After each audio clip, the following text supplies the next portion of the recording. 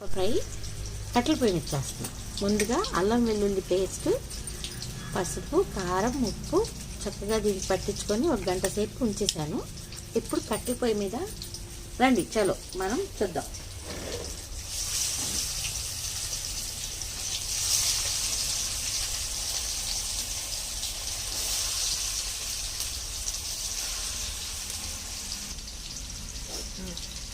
ఈ పక్క చక్కగా ఫ్రై అయిపోయిందండి. ఇప్పుడు ఈ పక్క తిప్పుతున్నాను.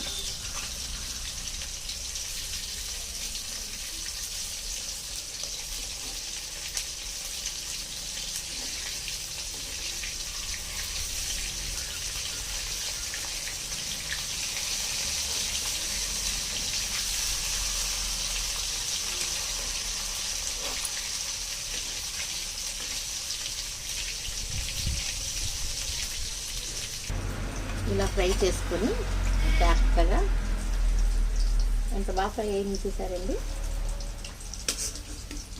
సర్వింగ్ ప్లేట్లోకి తీసేస్తున్నాం.